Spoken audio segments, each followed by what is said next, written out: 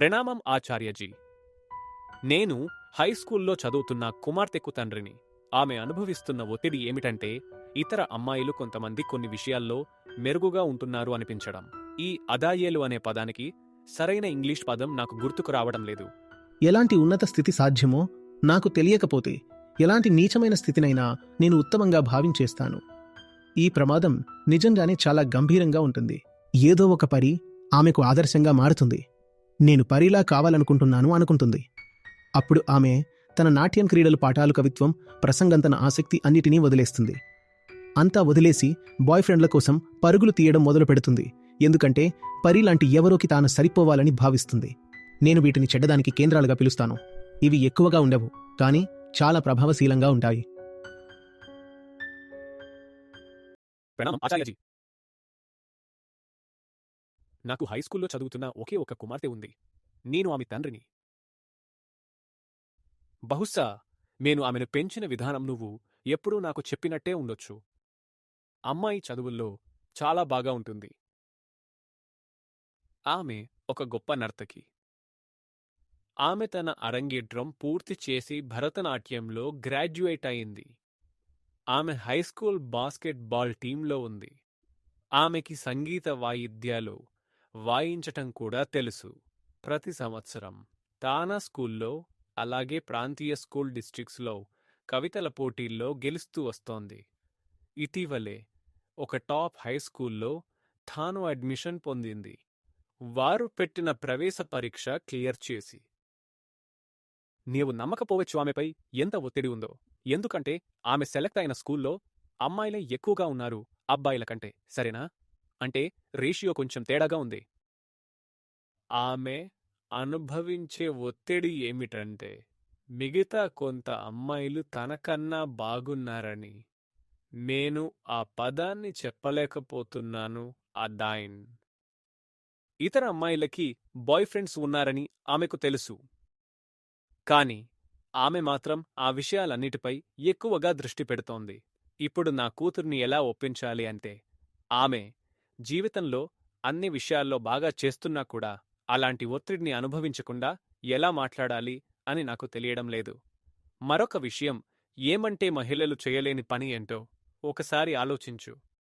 గత సంవత్సరం సాక్కర్ world cup జరుగుతున్న సమయంలో అందరూ Argentina men's football team, cricket టీంకి మరియు మెస్సీ ఎలా ఆడుతున్నాడో దానికి ఫిక్స్ అయిపోయారు. అది గొప్పదేనేను, మెస్సీకి వ్యతిరేకం కాదు, సరేనా? కానీ అదే సమయంలో భారత మహిళల క్రికెట్ జట్టు కూడా చాలా బాగా ఆడుతోంది. కానీ దాని గురించి మాత్రం ఎవరూ మాట్లాడలేదు.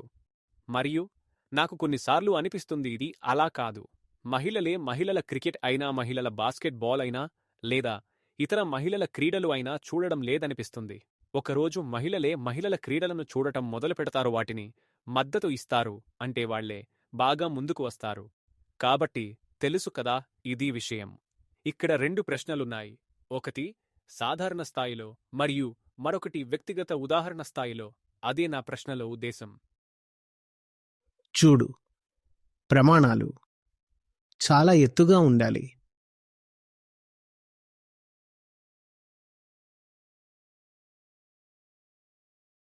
ఇది అలా ఉంటుంది. నీవు నీకు 15 కిలోల వెయిట్లు తీస్తూ వర్కౌట్ చేస్తే, అంతకన్నా తర్వాత ఆ 5 కిలోల బరువు ఉన్నవే అర్థం లేకుండా పోతాయి, ఎందుకంటే ప్రమాణాలు పెరిగిపోయాయి.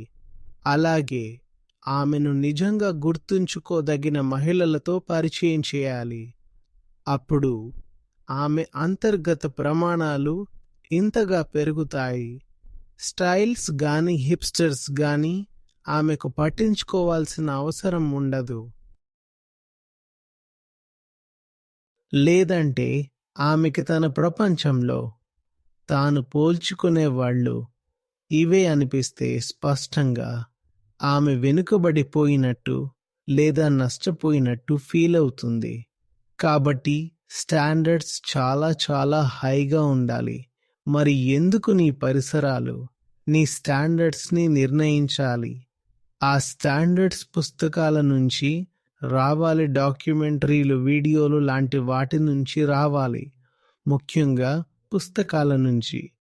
ఉదాహరణకి, ఆమె ఒక వారం మొత్తం మేరీ క్యూరీ జీవిత కథ చదువుతూ గడిపితేయా? తర్వాత ఎలా ఆమె తన క్లాస్లో ఉన్న ఓ పరి అనే అమ్మాయికి గౌరవం ఇవ్వగలదు? ఆ పరి తెలివిగా లేకపోయి నా శరీరం స్టైల్ డ్రెస్సింగ్ బాయ్ ఫ్రెండ్స్ వల్ల అద్భుతంగా గుర్తింపు పొందింది. కానీ ఒకసారి క్యూరీతో సమయం గడిపిన తర్వాత ఎలా ఆమెకు పరీకి గౌరవం కలుగుతుంది? అదే విషయం. అందుకే విద్య నిజంగా ముఖ్యమైనది.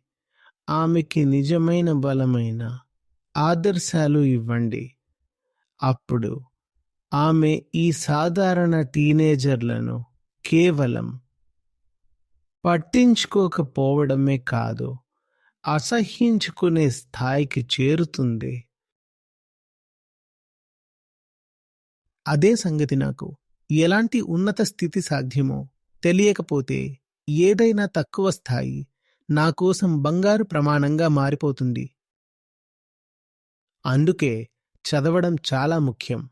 లేదంటేని చుట్టూ ఉన్న ఎవరైనా వచ్చి నిన్ను ప్రభావితం చేస్తారు మరియు లోపలి నుంచి నిన్ను ఆదేశించేస్తుంది.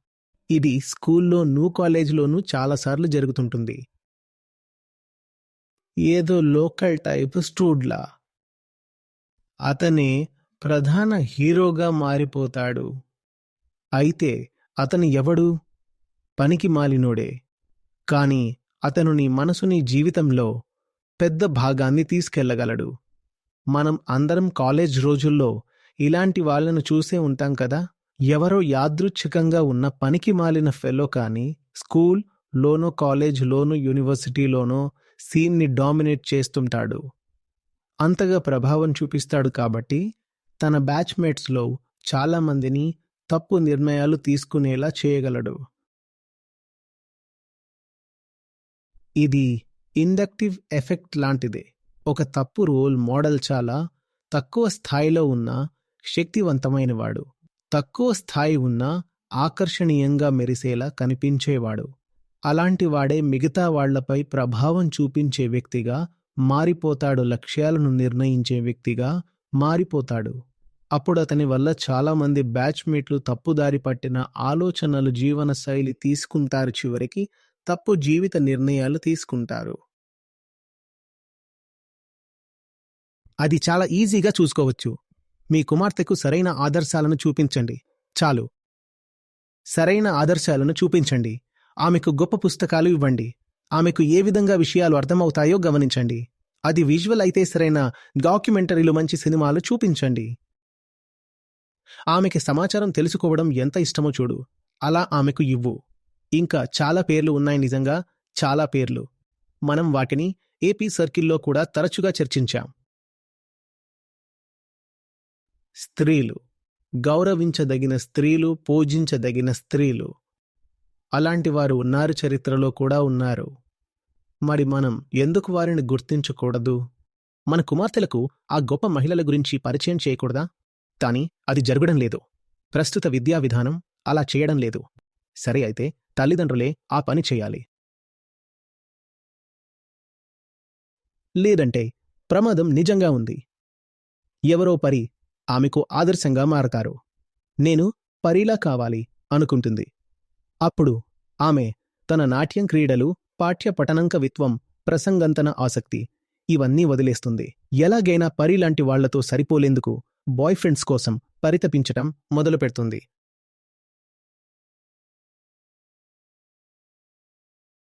నేను వీటిని చెడుగూళ్లుగా పిలుస్తాను. వాళ్ళు ఎక్కువ మంది కాకపోయినా చాలా ప్రభావశీలుడు.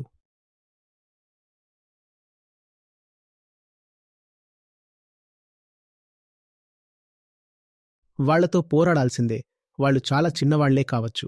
సాధారణంగా మనం చెడు పని అనే పదాన్ని టీనేజర్లతో కలిపి చెప్పాలనుకోము. కానీ నిజమేమిటంటే, అవును, టీనేజర్లు కూడా చెడ్డవాళ్లు కావచ్చు. 15 ఏళ్ల వయసున్నవాడు కూడా చెడ్డవాడే అయి ఉండొచ్చు. అంటే ఆ 15 ఏళ్ల వాడిని చంపేయాలన్న మాట కాదు. అర్థం ఏమిటంటే అతన్ని కత్తిరించాలి. బహుశా తల్లిదండ్రులుగా మీరు మరియు ఆమె తల్లి కలిసి కూర్చుని మొదటగా మీ కుమార్తెకు పరిచయం చేయాల్సిన పేర్లు ఎవరు అనేది తెలుసుకోవాలి కదా. ఆమె సరోజినీ నాయుడు రచనలు చదువుతోందా? కదా. ఆమె సరోజినీ నాయుడు రచనలేదైనా చదువుతోందా? ఆమెకు హిందీపై ఆసక్తి ఉంటే ఆమెను మహాశ్వేతాదేవి లేదా మహాదేవి వర్మ వైపు తీసుకెళ్లారా? స్త్రీల విషయానికి వస్తే పేర్లు తక్కువగానే ఉంటాయి. తక్కువే అయినా ఉన్నారు కదా. 10 మంది పురుష కవులకు 4 మహిళా కవులు ఉంటారు. ఆ 4 చాలానే. ఆమెను ఆ 4 పరిచయం చేయండి. మీ దగ్గర స్వాతంత్ర్య సమరయోధులు ఉన్నారు, శాస్త్రవేత్తలు ఉన్నారు, రాజకీయ నాయకులు ఉన్నారు, క్రీడాకారులు కూడా ఉన్నారు. మనుషుల అన్ని రంగాల్లోనూ మహిళా ఆదర్శాలు ఉన్నారు మరియు యువతీలు వాళ్లను పరిచయం చేసుకోవాల్సిన అవసరం ఉంది. లేదంటే అబ్బాయిలు అమ్మాయిల కోసం తిరిగేటట్లు వాళ్లు కూడా బాయ్ ఫ్రెండ్ల కోసం తిరుగుతారు. పెద్దవాళ్లలా కనిపించేందుకు మేకప్ వేసుకుంటారు, నటిస్తారు, చివరికి అన్ని రకాల తేడాలలో పడిపోతారు.